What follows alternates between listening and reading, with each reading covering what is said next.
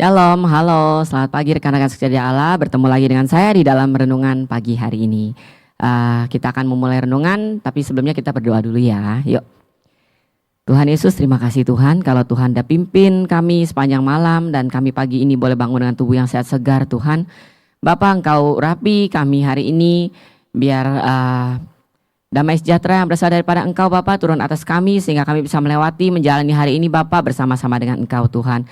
Beri kami hati yang bijaksana, yang mau dengar-dengaran sama Engkau Tuhan. Dan biar kami Bapa boleh melalui hari ini dengan baik. Terima kasih Tuhan, kami mau mendengar renungan. Biar Engkau kuasai kami, pikiran, hati, telinga kami sehingga apa yang disampaikan boleh merema dan tinggal dalam hati kami Bapa. Terima kasih Bapa, hal Yesus, amin. Sekali lagi, shalom semuanya. Hari ini saya akan membawa renungan yang saya beri judul memetakan pikiran dan perasaan Allah. Memetakan pikiran dan perasaan Allah. Saudara-saudara, belakangan ini kan Bapak Gembala sedang mengkhotbahkan tentang bagaimana kita itu tidak boleh berkompromi dengan yang namanya asumsi, ya kan, saudara. Asumsi itu tuh sekali lagi saya katakan itu tuh dekat banget sama kehidupan kita. Sering sekali kita berasumsi. Dan biasanya kalau asumsi itu selalu rada-rada ke arah yang negatif. Jarang ada orang berasumsi ke arah yang positif. Jarang ya.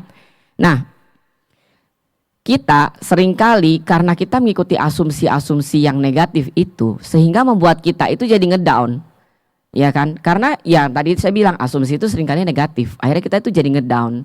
Kita ngerasa kalau ada masalah kita ngerasa nggak sanggup ngelewatin masalah itu, atau kalau ada orang-orang yang kelihatannya bersinggungan sama kita secara tidak enak, kita akan merasa oh orang itu mau ngejahatin kita, mau merugikan kita dan bagaimana dan segala macamnya gitu ya saudara ya. Nah, gara-gara kita membuat asumsi-asumsi yang rata-rata negatif itu sehingga membuat kita itu tidak bisa menerima janji Tuhan seperti yang Bapak Gembala katakan juga ya.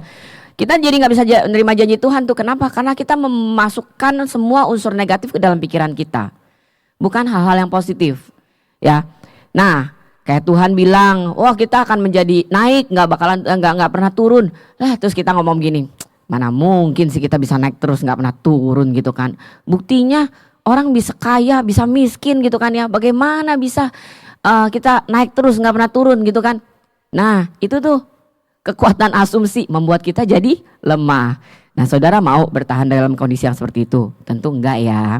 Nah, terus gimana nih caranya kita tuh bisa melepaskan diri kita itu dari asumsi yang negatif ini. Ya, sehingga kita mau supaya janji-janji Allah itu ada dalam hidup kita, dalam hari-hari kita gitu kan. Gimana caranya? Saudara mesti ingat satu, bahwa orang Kristen itu hidup modalnya itu adalah percaya, punya iman yang pasti. Ingat ya saudara, ada kata pasti. Iman yang pasti kepada Tuhan. Itu bukan sesuatu yang kita bisa pelajari, kita bisa dapatkan dalam kehidupan kita sehari-hari ya. Dengan kebanyakan orang saudara, enggak semua. Karena ya gitu, lingkungan kita, circumstance kita itu kebanyakan tuh mengarahkan kita kepada hal-hal yang negatif. Sementara iman, untuk punya iman aja itu tuh kita harus berjuang, ya kan? Saudara harus yakini sesuatu itu di dalam hati saudara bahwa itu pasti Tuhan jawab. Iman, udah gitu iman itu harus kita pastikan saudara. Jadi iman itu harus kita yakini ya, istilahnya gitu ya. Jadi bukan cuma omongan lipsting, ya gue percayalah Tuhan buka jalan buat gue. Cuma gitu doang gitu loh. Tapi apakah hati saudara 100% percaya kepada perkataan yang saudara ucapkan itu? Nah, itu yang dikatakan dengan iman yang pasti. Saudara mengimani dan memastikan bahwa itu akan terjadi. Itu yang sulit saudara. Karena kebanyakan kita itu ya gitu, hidup di dalam kondisi yang semuanya serba tidak pasti, semuanya serba asumsi gitu kan. Terus gimana dong caranya kita bisa naik dalam iman yang penuh dengan kepastian ini? Cuma ada satu caranya saudara. Perbanyak jam terbang kita sama Tuhan. Sekarang saya tanya balik sama saudara. Sekarang saudara punya waktu, nggak usah ngomong kita benar-benar duduk diam berdoa sama Tuhan ya. Saudara punya nggak waktu-waktu di mana saudara tuh lagi beraktivitas, lagi ngapain tuh saudara tuh ngomong sama Tuhan. Kayak kita ngobrol aja komunikasi gitu. Berapa banyak saudara. Aduh Tuhan, saya lapar nih, belum makan, duit saya tinggal 15.000, saya mesti beli apa? Misalnya contoh ya. Apakah saudara pernah ngobrol yang chit-chat yang kecil-kecil gitu aja? Atau Tuhan, hujan nih, saya nggak bawa payung, saya pulang gimana ya? Nah, atau Tuhan, kerjaan saya numpuk banget nih, pusing banget, hektik gitu ya. Kalau saya dulu programmer, aduh ini programming saya udah muter, otak di mana, salahnya di baris keberapa, saya udah ngutak-ngatik nggak ketemu gitu kan. Bantuin dong Tuhan, di mana gitu. Yang kayak gitu tuh. Keseharian saudara itu saudara isi dengan cari Tuhan, melibatkan Tuhan dalam setiap aktivitas saudara, hal-hal terkecil sekalipun, atau enggak? Atau saudara, aduh ini gimana ya, pusing gua. Terus kita kutat aja, lupa tuh nyebut nama Tuhan di situ. Kita nggak cari Tuhan, kita mengandalkan diri dan kekuatan kita sendiri. Nah itu saudara, hari-hari ini membuat kita tuh terlalu sibuk, terlalu wow gitu ya. Untuk kita tuh lebih mementingkan hal-hal yang lain daripada ketuhannya itu saudara. Kita lebih memikirkan mungkin ya perkara-perkara yang dunia banget gitu kan, tanpa kita melibatkan Tuhan di dalam hidup kita. Untuk hal-hal yang kecil saudara.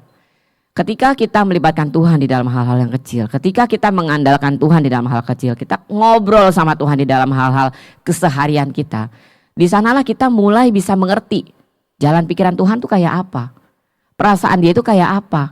Bukan kayak kita wanita-wanita yang lagi PMS terus jadi sensitif ya hatinya gitu kan. Nah jangan pakai yang kayak gitu saudara, jangan. Tapi kita benar harus melibatkan Tuhan di dalam hati kita, di dalam pikiran kita, perasaan kita, sehingga apapun yang kita lakukan itu akan menjadi sesuai dengan rencana dan kehendak Tuhan, dan akan menjadi mudah untuk kita mempunyai iman yang pasti. Jadi saudara, mari kita, saya cuma bilang mendekatkan diri kita lagi sama Tuhan, jauh lebih dekat. Justru semakin dunia menjauhkan kita, kita harus makin tarik Tuhan turun mendekat sama kita. Jangan mau kalah sama dunia ini, oke? Saya akan ambil ayat di dalam Kolose 3 ayat 2. Kolose 3 ayat 2, pikirkanlah perkara yang di atas dan bukan yang di bumi. Ya, mari kita berdoa. Bapa di surga, terima kasih Tuhan. Kami belakangan ini mungkin ada di antara kami yang lalai, udah nggak lagi deket sama Tuhan, nggak lagi intim sama Tuhan, nggak lagi melibatkan Tuhan di dalam setiap apapun keaktivitas keseharian kami, dalam waktu kami di kantor, memasak, mengasuh anak, bekerja, semua Tuhan, di dalam segala aktivitas kehidupan kami, di dalam kami bergaul Tuhan, kami merupakan Engkau Tuhan.